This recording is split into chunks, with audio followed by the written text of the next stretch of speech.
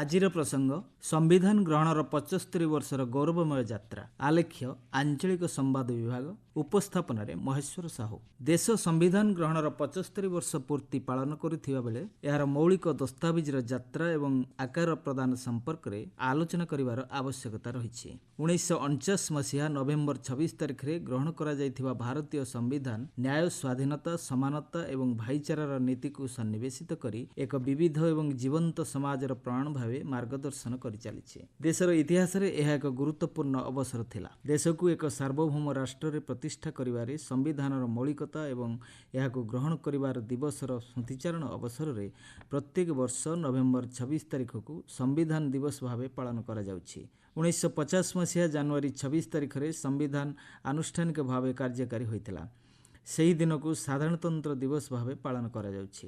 ସେହି ଦିନ ଭାରତ ଉପନିବେଶବାଦୀ ଶାସନରୁ ସ୍ୱଶାସନକୁ ପରିବର୍ତ୍ତିତ ହୋଇଥିଲା। ସମ୍ବିଧାନର ପ୍ରମୁଖ ବିଶେଷତ୍ୱ ହେଉଛି ମୌଳିକ ଅଧିକାର, ବ୍ୟକ୍ତିଗତ ସ୍ୱାଧୀନତା ଏବଂ ଭେଦଭାବ ବିରୋଧରେ ସୁରକ୍ଷାକୁ ସୁନିଶ୍ଚିତ କରିବା, ସାମାଜିକ ଓ ଅର୍ଥନୈତିକ ନ୍ୟାୟ ହାସଲ ପାଇଁ ରାଜ୍ୟଗୁଡ଼ିକୁ ମାର୍ଗଦର୍ଶନ କରିବା। ଏହା ସମ୍ବିଧାନର ସାମାଜିକ ସମାନତାର ପ୍ରତିବଦ୍ଧତାକୁ ସୂଚାଉଛି। କାଳକ୍ରମେ ପରିବର୍ତ୍ତିତ ସାମାଜିକ ଏବଂ ରାଜନୈତିକ ପୃଷ୍ଠଭୂମିରେ ସମ୍ବିଧାନର ମୌଳିକତା ବଜାୟ ରଖିପାରିଛି। ବିଗତ ବର୍ଷଗୁଡ଼ିକରେ ସମ୍ବିଧାନରେ କେତେକ ସଂଶୋଧନ ମଧ୍ୟ ହୋଇଛି। ଏହା ଦେଶର ବିକଶିତ ଆକାଂକ୍ଷା ଏବଂ ଆହ୍ୱାନଗୁଡ଼ିକୁ ପ୍ରତିଫଳନ କରିଛି। ଲିଙ୍ଗଗତ ସମାନତା, ଅର୍ଥନୈତିକ ଅସମାନତା ଏବଂ ପରିବେଶ ସମସ୍ୟା ଭଳି ସମସାମୟିକ ଆହ୍ୱାନଗୁଡ଼ିକ ପାଇଁ ପ୍ରତ୍ୟେକ ସଂଶୋଧନ ସମ୍ବିଧାନର ମୌଳିକ ଆଧାରରେ ପ୍ରସ୍ତୁତ କରାଯାଇଛି। ଏହା ସମ୍ବିଧାନର ନିର୍ମାତାଙ୍କ ଦୂରଦୃଷ୍ଟି ଏବଂ ଉତ୍ସର୍ଗୀକୃତ ମନୋଭାବକୁ ପ୍ରମାଣିତ ଦେଇପାରିଛି।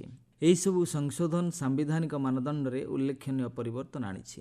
ସମ୍ବିଧାନ ସଂଶୋଧନ ସମୟରେ ସଂସଦ ଏହାର ମୌଳିକ ଢାଞ୍ଚାକୁ ବଜାୟ ରଖିଛି। ସର୍ବୋଚ୍ଚ ନ୍ୟାୟାଳୟ ସମ୍ବିଧାନ ପ୍ରଦତ୍ତ ମୌଳିକ ଅଧିକାରକୁ ବଜାୟ ରଖିବା ପାଇଁ ସର୍ବଦା ନିଜର ନିଷ୍ପତ୍ତି ଦେଇ ଆସିଛନ୍ତି। ଅନ୍ୟ ପ୍ରକାରେ କହିଲେ, ଗତ 75 ବର୍ଷ ମଧ୍ୟରେ ସମ୍ବିଧାନର ବ୍ୟାଖ୍ୟା ଏବଂ ଏହାର ପରିସରକୁ ବିସ୍ତାର କରିବାରେ ନ୍ୟାୟପାଳିକା ଗୁରୁତ୍ୱପୂର୍ଣ୍ଣ ଭୂମିକା ଗ୍ରହଣ କରିଆସିଛି।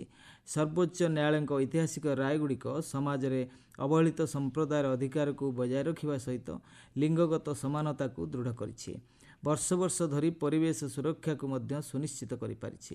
ସାମ୍ବିଧାନିକ ମୂଲ୍ୟବୋଧକୁ ସୁରକ୍ଷିତ ରଖିବାରେ ନାଗରିକ ସମାଜ ସଂଗଠନଗୁଡ଼ିକ ସର୍ବଦା ଗୁରୁତ୍ୱପୂର୍ଣ୍ଣ ଭୂମିକା ଗ୍ରହଣ କରିଆସିଛନ୍ତି।